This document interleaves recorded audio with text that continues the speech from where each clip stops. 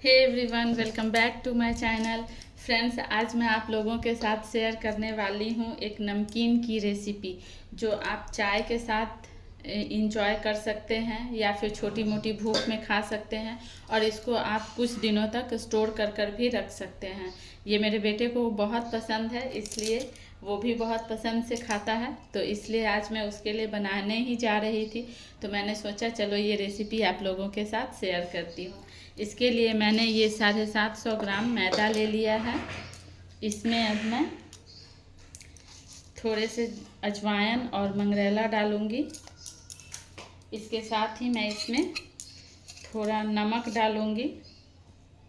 नमकीन है तो थोड़ा नमक तो डालना ही है, थोड़ा नमक डालूंगी। और इसके साथ ही इसमें मैं मोयन डालूंगी। मोयन अच्छे से डालिएगा, मोयन जितना अच्छा डलेगा उसी हिसाब से आपका ये नमकीन खास्ता बनेगा। तो इस तरह से मैंने मोयन को डाल लिया है। अब मैं इसको अच्छी तरह से मिक्स करूँगी। मैंने इस मैदे में मोयन को अच्छी तरह से मिला दिया है। देखिए, अब ये इस तरह से मुट्ठी बंध रही है। ये बहुत अच्छे तरह से मिल चुकी है। अब मैं इसमें थोड़ा थोड़ा पानी डालकर इसका एक सॉफ्ट डो लगाऊंगी। पानी थोड़ा थोड़ा कर ही डालना है, एक बार डालने से फिर ये आटा सॉफ्ट अच्छा नहीं गूँथेगा। तो इस तरह से हमें थोड़ा थोड़ा पानी डालकर इसका एक सॉफ्ट डो बनाना है। देखिए फ्रेंड्स, मैंने वो आटा अच्छी तरह से गूँथ लिया था और उसके बाद इस तरह से मैंने एक रोटी के शेप में इसका एक शेप बना लिया है। और इसके साथ ही ये मैंने 2-3 चम्मच ऑयल लिया है।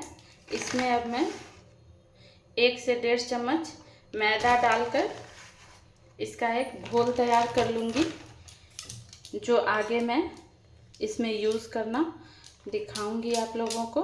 इस तरह से मैं इनका एक घोल बना लूँगी। देखिए, मैंने ये मैदे का और ऑयल का ये घोल बना लिया है। अब मैं आपको आगे का प्रोसेस दिखाती हूँ।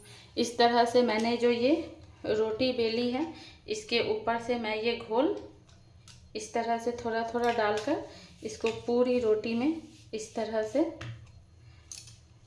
लगा दूँगी। और इसके ऊपर से एक और रोटी में डाल दूँगी। फिर इसके ऊपर से भी यही सेम प्रोसेस हमें करना है। बस इस तरह से मैं सारे रोटी में इस तरह से इसको स्प्रेड कर दूँगी और इसके ऊपर से एक और रोटी में डालूँगी और इनको इस तरह से हल्का हल्का फिर ऊपर से लगा दूँगी। और इसकी फिर मैं एक पतली सी रोटी बनाऊँगी। देखिए, इस तरह से मैं इनको बेलूँगी ताकि ये आपस में अच्छी तरह से चिपक जाए और थोड़ी ये रोटी पतली भी हो जाए, क्योंकि ये बहुत मोटी है। तो इतनी मोटी रोटी का हम ये नमकीन नहीं बना सकते, वो अच्छी नहीं बनेगी, बहुत मोटी हो जाएगी तो वो सॉफ्ट हो जाएंगे। इसलिए नमकीन तो कुरकुरी ही होनी चाहिए। इस वजह से मैं इसको थोड़ा और बेलूँगी। ये अब एकदम परफेक्ट बेल लिया है मैंने इसको। अब मैंने ये इस तरह का एक कटोरी ले लिया है और इस कटोरी से मैं इसके इस तरह से गोल गोल इसका मैं शेप इस तरह से निकाल लूँगी। मैंने ये सारे पीसेस इस तरह से कट कर तैयार कर लिया है। अब मैं आगे का प्रोसेस आप लोगों को दिखाती हूँ। इसके बाद मैं ये एक पूरी लूँगी और इसमें इस तरह से मैं थोड़ा ये घोल लगाऊंगी और इसके साथ ही इसको इस तरह से मैं फोल्ड करूँगी।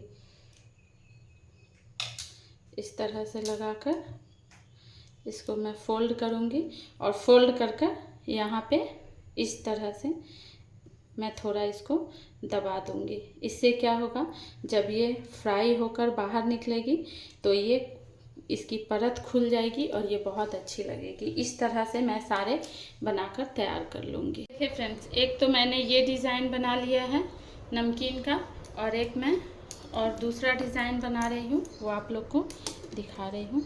देखिए इस तरह से मैंने ये 2-3 रोटी का जैसे मैंने पहले बेला था उसी तरह से इसको भी बेल लिया है। अब इसको इस तरह मैं पतले पतले स्लाइस में कट करूँगी। देखिए मैंने इसको इस तरह से कट कर लिया है। अब यहाँ से मैं एक एक पीस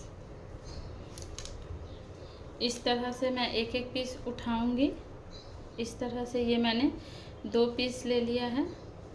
अब मैं इसको इन दोनों को एक साथ इस तरह से मिलाऊंगी और इनको इस तरह से बनाऊंगी। थोड़ा अच्छे से समझ में नहीं आया होगा, वो थोड़ा गड़बड़ हो गया है। देखिए ये मैंने 2 पीसेस को लिया है और एक साइड से मैंने इनको अच्छी तरह से चिपका दिया है और इसके साथ ही मैं इनको अब इस तरह से रोल करूँगी। इसी तरह से मैं दोनों साइड से इनको इस तरह से रोल कर लूँगी और दोनों साइड से इस तरह से चिपका दूँगी। तो इस तरह से ये नमकीन एक अलग तरह का डिज़ाइन भी हो जाएगा और ये बच्चों को बहुत अट्रैक्ट करेगा, बच्चे बहुत पसंद से खाएंगे। तो इसी तरह से मैं सारे बना लूँगी। देखिए मैंने इस तरह से इनको बनाकर तैयार कर लिया है। अब चलिए हम इनको फ्राई करने चलते हैं। इसके लिए मैंने गैस पे कढ़ाई को चढ़ा दिया है। ये ऑयल अब अच्छी तरह से गर्म भी हो गया है।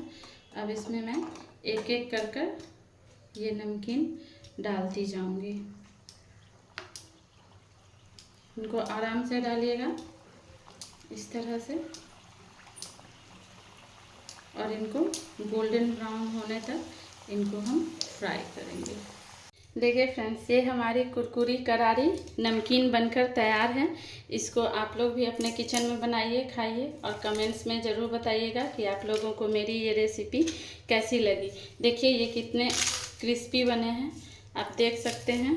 ये कितनी आसानी से इस तरह से टूट रहे हैं। इनको आप बनाकर खुद भी खा सकते हैं, चाय के साथ एंजॉय कीजिए या फिर बच्चों को भी दीजिए। इवनिंग स्नैक्स में बच्चों को खासकर ये सब चीज़ें बहुत अच्छी लगती हैं और इनको आप स्टोर कर भी 2 से 3 महीने तक रख सकते हैं। तो आप भी इस नमकीन को अपने घर पे बनाइए, खाइए और कमेंट्स में मुझे ज़रूर बताइएगा कि आप लोगों को मेरी ये रेसिपी कैसी लगी।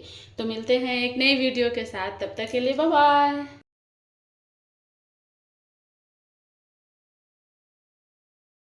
हे everyone, welcome back to my channel. आज मैं आप लोगों के साथ शेयर करने वाली हूँ आलू से बनने वाली बहुत ही टेस्टी सी स्नैक्स और झटपट बन जाने वाली स्नैक्स। तो चलिए हम अपनी रेसिपी को बनाना शुरू करते हैं। मैं ये आलू अब इस ऑयल में डालकर इनको अच्छी तरह से फ्राई करूँगी। ये आलू फ्राई हो गया है, मैं इनको बाहर निकाल ले रही हूँ। अब मैं इन आलूओं को इस तरह रखूँगी और एक प्लेट से इस तरह से इनको दबा दूँगी। मैं इन पिचके हुए आलूओं को इस तेल में फिर से डालकर फ्राई करूंगी। ये हमारे पिचके आलूओं का स्नैक्स बनकर तैयार है। एंजॉय।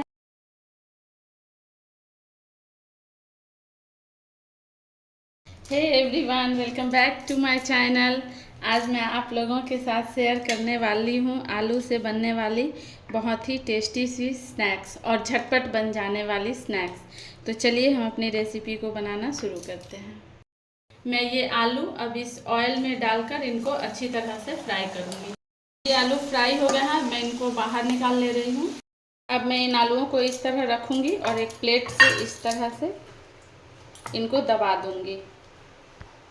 अब मैं इन पिचके हुए आलूओं को इस तेल में फिर से डालकर फ्राई करूँगी। ये हमारे पिचके आलूओं का स्नैक्स बनकर तैयार है। एंजॉय।